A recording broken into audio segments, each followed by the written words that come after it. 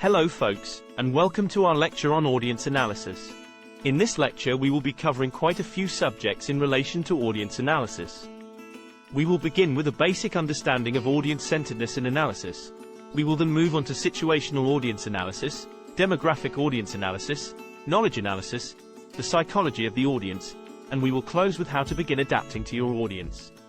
Keep in mind, as we are focused on analyzing these differing perspectives, they in many ways also tend to overlap some. So the lines between the analysis groups is not always clear-cut. So let us begin with our first main point, audience-centeredness and understanding what audience analysis is. Audience-centeredness is the concept of keeping your audience foremost in mind during the creation and presentation of your performances. Remember, the focus of a presentation is not you, it is them, and therefore your performances are to be developed with your audience at the center. Because of this, it is imperative you have a general understanding of who your audience is so you can best develop your presentation with them in mind. When we mention audience, we are generally referring to three main audience types. There are captive audiences, which refer to an audience that is generally required to be in attendance. There are also voluntary audiences, who choose to be there and tend to be easier to address. And then there are mixed audiences, which is a combination of the other two. Given that this course is often a college-level class, most of the time you are going to have a mixed audience. Once you understand the type of audience you are addressing, it is important to focus on audience-centeredness, implementing 4 general rules. First, always speak on your subject as it applies to your audience, as well as yourself, preparing the message with your specific audience in mind. Second, speak to them based on their interests as well as yours. Speak as if you are interested in who they are and have their interest in mind. Third, portray yourself as sincere towards them. Refrain from openly criticizing them in any way. Fourth, always find ways to make the audience a part of the actual speech. This should take place in the introduction as mentioned in an earlier lecture. Now that we have a basic understanding of audience-centeredness, let us briefly cover the idea of audience analysis. This practice refers to the examining of a group by both demographic characteristics as well as psychological traits. The terms demographic and psychological are general terms which encompass the type analyses we will go over. When we are analyzing the audience, we tend to use 3 main paradigms: direct observation, inferences, and data collection. Direct observation is through the 5 senses, experience and observance of the peoples. Inferences refer to reasonable and logical assumptions or judgments based on available evidence. And data collection is the use of either statistical data or questionnaires to gather information. When gathering data from analyzing the audience, these tend to be the 3 main ways information is collected. Now that we have a general understanding about audience-centeredness and audience analysis, let us move on to our first form of analysis, which is situational analysis. This is a focus on situational factors such as the size of the audience, the general disposition they may have towards the subject and speaker, and the occasion for the presentation. The size of the audience is taken into consideration because it influences the language and appeals you will use during a performance. The physical setting is also observed because the setting affects the reaction of the audience. If the performer has the opportunity to control the environment, they should make use of it to the best of their ability. For example, if the presenter has control over the seating arrangements, they will want to align them close together, only setting up enough for the number of audience members. This will ensure that the audience will sit together, not leaving any space and gaps, which will allow for the audience to influence their neighbors' reactions. Temperature control is another setting you can use if you have control. If you are able to set the room temperature, it is a good idea to set it between 68 to 70 degrees, which is a very comfortable temperature. There are many other ways to use the physical setting to your advantage, but this will depend on the type of setting you are presenting in. Next is the disposition the audience may have towards your topic. This is analyzed observing their interest, knowledge, and attitude towards the subject. The audience desires to listen to something which interests them, so it is important that the speaker finds a way to relate the topic to the interest of the listeners. In regard to knowledge, most audiences are interested in things they know at least a little about, so it is important you observe and share general knowledge they may know on the topic to make them feel connected. Lastly, the speaker must observe the general attitude the people may have towards the topic. Will they generally have a favorable or opposing attitude? This will also influence how you approach the narrative piece. Connected to the disposition towards the topic is the disposition towards the speaker. This is an observation of how the audience perceives the presenter and if their perception is negative, positive, or neutral. One of the main rules to abide by as the speaker is to find ways to express you have the audience's best interest at heart. This will generally garner a positive response from the listeners even if they may disagree with your topic. Lastly, there is the disposition towards the occasion. The occasion heavily influences the tone of the presentation, and therefore the emotional or psychological state of the audience. Now that we have covered situational analysis, let us move on to our next main point over demographic audience analysis. This form of analysis is focused on the outward characteristics and classifications of the audience. This tends to make use of stereotyping, which is the practice of generalizing information or characteristics about groups.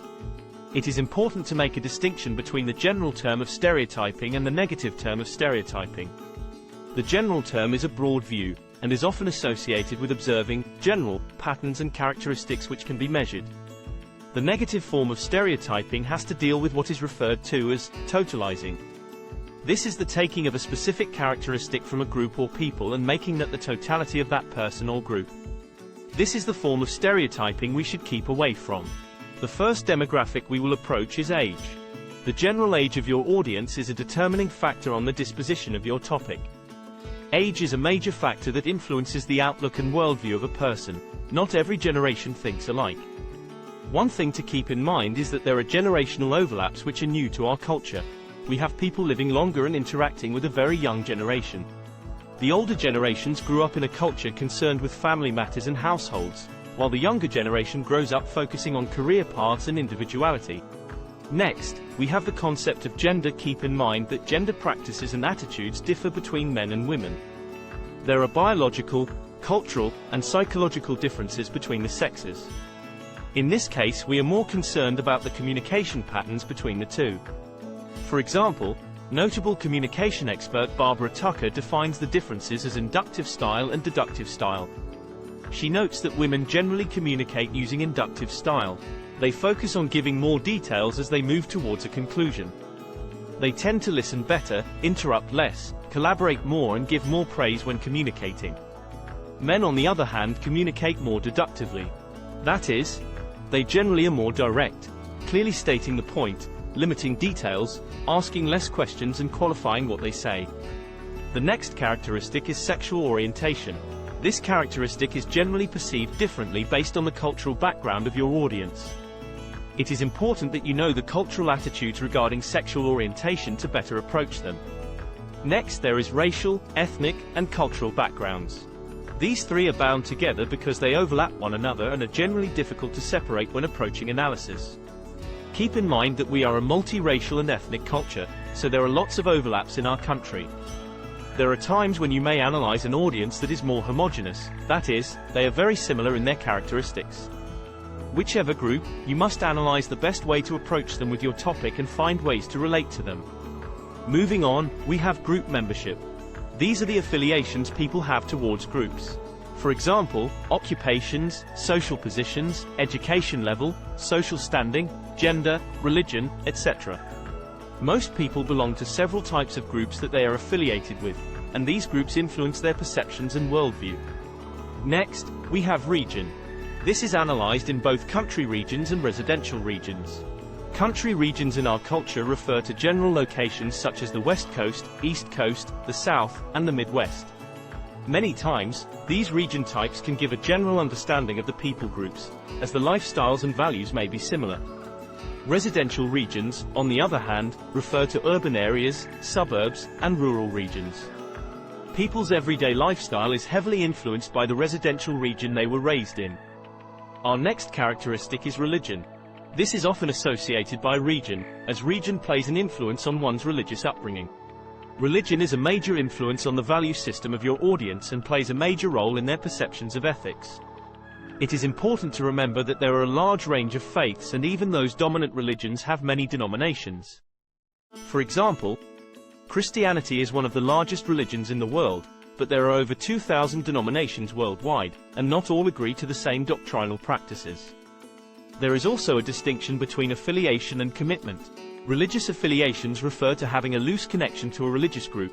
This is usually observed by adhering to some practices but not necessarily making it part of one's everyday life. Commitment, on the other hand, is observed in adhering to the rules, norms, and doctrinal beliefs in one's daily life. And religion is often the major worldview they perceive reality through. Moving to the next characteristic, we have occupation. People often choose occupations which reflect their values, interests, and abilities.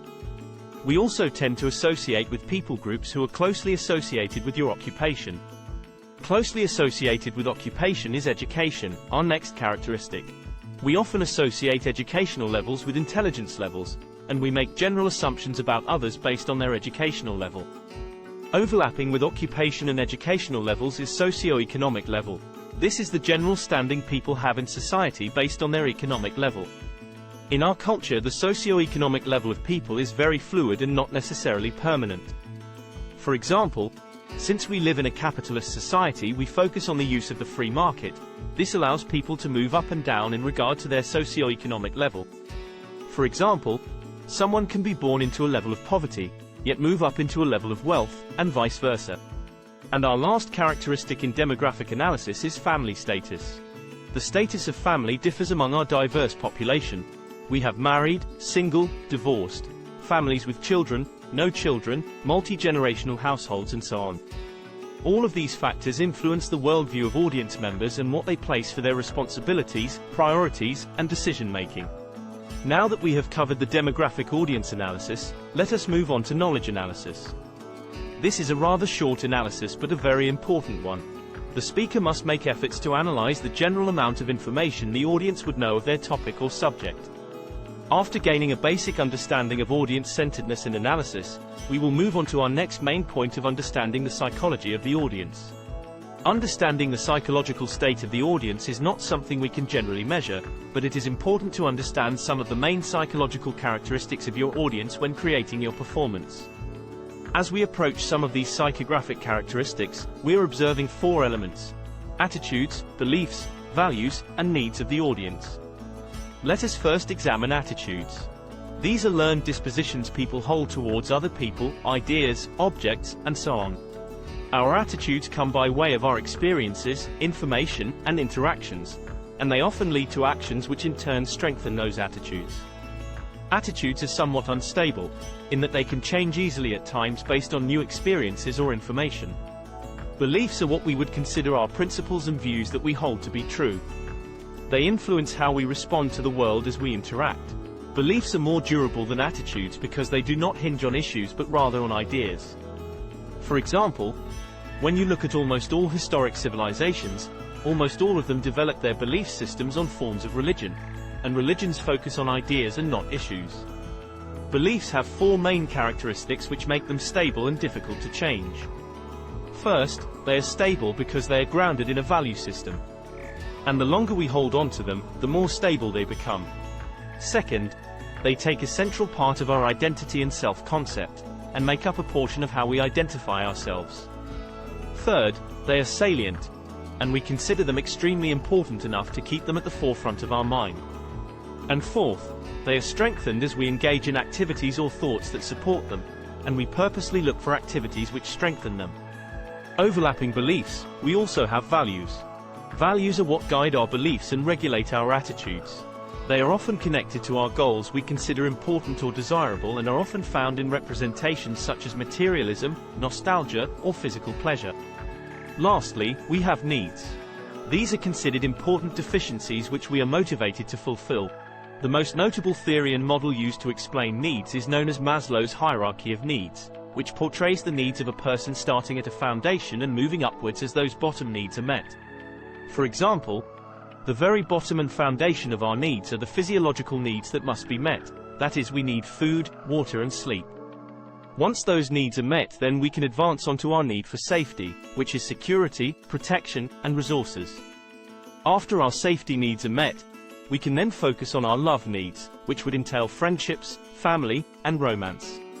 When our need for love is met, we can advance on to meeting our esteem needs, which would consist of building confidence, achievements, and garnering respect. And once those needs are achieved, we can focus on the final stage, which is self-actualization. This is a focus on morality, problem-solving, and creativity. It is important to remember that as we analyze our audience, we must take into account their psychological state as well by reminding ourselves that they are filtering our performances through the lenses of their attitudes, beliefs, values, and needs.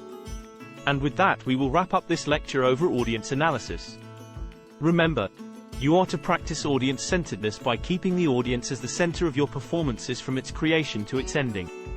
To do this, you must make a practice of analyzing your audience by way of the situation, demographics, and knowledge, understanding that they are filtering your content through their attitudes, beliefs, values, and needs.